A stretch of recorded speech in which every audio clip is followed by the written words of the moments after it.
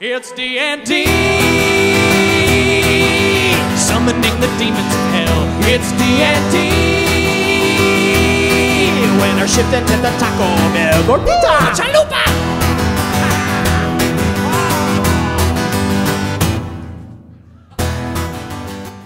Greetings, honored viewers. My name is Birdie, and welcome back to MediaWhorz.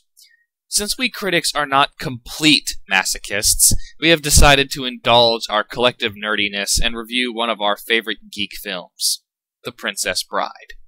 First off, let's all say hi to our guest critic, L. No, not that L, the other one. Hi, L. Hey, bonsoir. I probably mispronounced that. I don't care. L, say hi to everyone. Well, we got a nice timid wave. That'll have to do. Well, as was pointed out by Cora, this is very much a D&D style film. I actually started staggering characters while I was watching the film. By the way, Wesley's a level 1 rogue. Wait, what? Don't ask. He says he's a dread pirate, but he's just pretending. I think you may have just crossed the line into being too nerdy. No such thing. I'm a geek and I'm proud. Let's pretend you rolled a d20 and failed your geek check. But honestly, how surprised was everyone when they realized that Mandy Patinkin played an ego in this film? Oh my god. Oh my god. I never knew that was him. If I hadn't taken a glance at the casting list, I probably would never have realized it. But now that I know that it is him, I can't unrecognize that smirk of his. I do need to say one thing about this movie. I tried to watch this once before. There was one line that made me change the channel. It was about 5 minutes in, and it was when the grandfather said, That day she was amazed to discover that when he was saying as you wish, what he meant was, I love you. I got to about I love before I changed the channel. Elle, as our resident female point of view, what was your opinion of that line? I'm pretty sure I facepalmed at that line. I think it's supposed to be like that. You can't say that the writing's bad, because this film's been referenced so many times that... It's the epitome of quotable. Dinozo has referenced it on NCIS. It's been referenced in everything from Kill Bill and Hellboy to Fallout 3. You know, for the longest time, I thought the main character's name was Leslie. Names in this film are friggin' hilarious. Yeah, Prince Humperdinck and Princess Buttercup. Inigo Montoya. I love that name. Such fun to say. Yeah, the fact that the prince's name is Humperdinck just makes the scene with Miracle Max, the Jewish healer, all the more funny. Yeah, Billy Crystal is great. My favorite character was the random Archbishop. Oh, yeah. Mowich. Yeah, okay, I like all the characters in this movie. But I have to say, Inigo had the one scene where I actually felt I had to shut up. Wait, isn't Caveman shutting up a sign of the apocalypse? I'll shut up during a badass scene. So you're talking about the climactic sword fight towards the end? Yeah. Count Rogan is actually my favorite character in this movie. He's just so ridiculously evil. How evil is he? And remember, try to be honest. This is for posterity's sake. He's like an evil necromancer. I mean, who else would think to create a machine that sucks up life? It's called a Michael Bay film. Anyway, this film starts out with a look at the relationship between Wesley and Buttercup. That took about 10 seconds. Every time the stable boy said, as you wish, he really meant, I love you. Now let's get on to the plot. Would you prefer they drag that part out? Anyway, Wesley goes off to sea and is apparently killed by the infamous dread pirate Roberts. Buttercup mourns, but eventually she is chosen to be the bride of Prince Humperdinck. Shortly after the engagement is announced, she is horseback riding in the forest and she runs into a giant, a swordsman, and an intellectual. Wait. I think I've heard this joke. I guess once your boyfriend's dead, there really isn't any reason not to become a rich princess. I mean, at that time, they didn't marry for love, they married for money. Caveman, you don't need to explain. We know you would accept the prince's offer. You know what? I would have. I wouldn't have sex with the guy, but I'd marry him. Anyway, in an attempt to spark a war, the giant, the swordsman, and the intellectual kidnap Buttercup. But what was that strangle move they used on her? Was that some kind of sleeper hold? That was Andre the freaking Giant. Yeah, I guess. Well, as they are fleeing by boat, the group realizes they are being pursued. In an attempt to evade their pursuer, they decide they will scale the Cliffs of Insanity. Wait. Before that, there is an important scene I really want to talk about. The shrieking eels? Right. The princess ends up jumping overboard, and just as she's getting attacked, the little boy that the story is being read to interrupts. Dude, you pretty much were that kid. Yeah, seriously. Who do you think it is that usually interrupts these films? Come on! What's with all the kissing? You didn't say there would be kissing! I only complain when it felt out of place. But they try to escape via the cliffs of insanity. Which were actually quite sane. I don't know, that one recurring word got a little insane. Inconceivable. Inconceivable! Inconceivable! Inconceivable! How many times did he use that word? Here's an easier option. How many times did he use it correctly? None. You keep using the word. I don't think it means what you think it means. Anyway, the masked man continues following them up the cliff, so they leave Inigo Montoya to kill the masked man. The interactions between Inigo and the masked man are just hilarious. And it all culminates in the conversation that they have once the man reaches the top of the cliff. You don't by any chance happen to have 6 fingers on your right hand? Do you always begin conversations this way? Yeah, it is revealed to the viewer that Inigo has been searching for the man who killed his father, and actually, the backstory didn't feel forced. It didn't. They're just casually talking about sword fighting, and the issue happens to come up. The fight scene that follows, they're sword snobs. No, they aren't. Yes, they are. You're using Bonetti's defense against me, huh? I thought it fitting, considering the rocky terrain. Naturally. You must expect me to attack with Capafero. It was hilarious, though. Oh, it was awesome. Though I don't really think that Inigo should have lost when you consider the fact that he's been training for like 20 years. Well, there is something to be said for raw talent. The man in the mask, aka the Dread Pirate Roberts. You know what?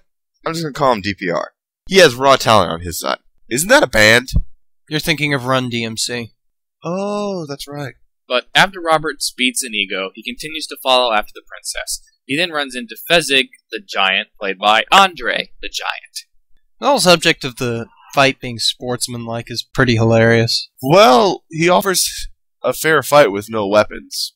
Or at least as fair a fight as you're going to get with Andre the freaking giant. He's essentially providing you an offer you can't refuse. I can quote it even if I hate it. So, through the use of a stranglehold, Roberts, who looks a lot like Wesley, succeeds in defeating the giant and runs off to violently encounter Vizzini the intellectual, who is now using Buttercup as a hostage. There's such genius and idiocy in this scene. It's really great.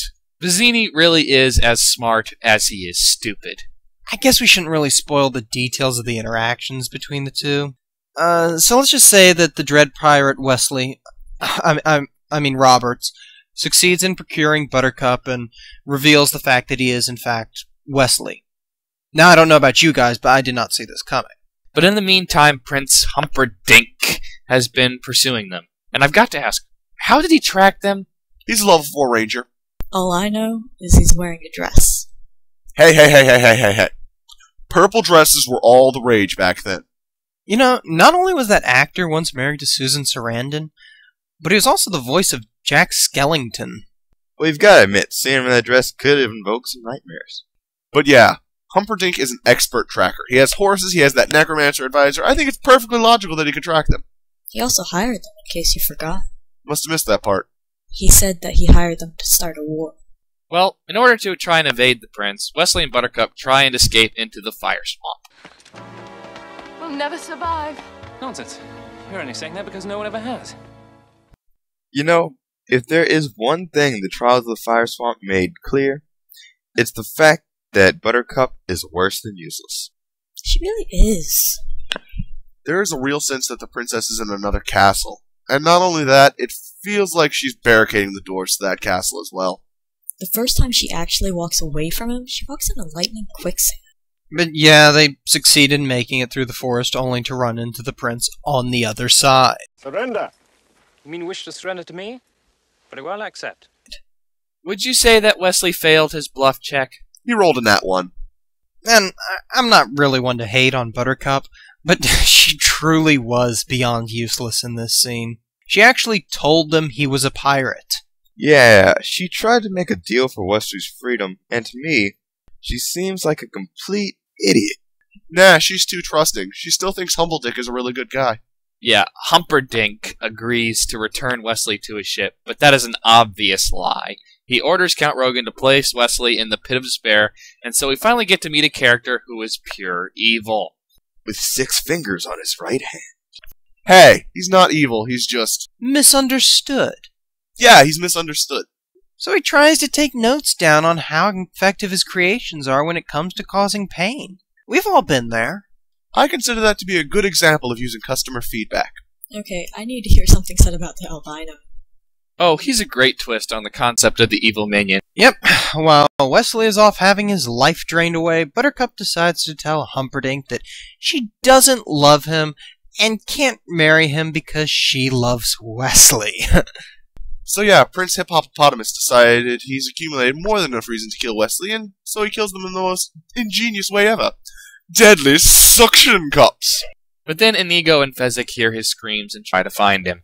Fezzik and Inigo try and find the man in black, as they recognize the scream as being his. Yeah, they find his corpse and decide that they'll have to get Miracle Max to resurrect him if they're to defeat Prince Pumpernickel's forces. Do you even know what Pumpernickel translates to? What? It literally translates to demon fart. That's just perfect. Billy Crystal is just perfect as Miracle Max. I loved his wife. She is awesome as well. So they get Max to make a miracle for them in the form of a little chocolate. It's hilarious when they bring him back because he can't move. He's pissed off, but he can't really express it. You know, between the fact that their strategy can be described with the phrase, Andre the Flaming Giant, and that Archbishop who leads the marriage ceremony, I think you might have about 5 minutes of pure ingenuity right there. Yeah, the way they get into the castle is practically fantasy MacGyver. Yeah, the head guard is pretty funny too. I have no gate key. Basic. 30 arms off. Oh, you mean this gate key?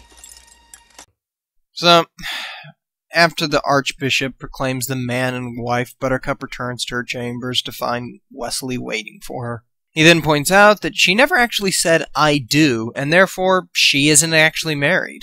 And of course, then Humpernicker shows up and challenges Wesley. Wesley, however, claims that they will fight to the pain.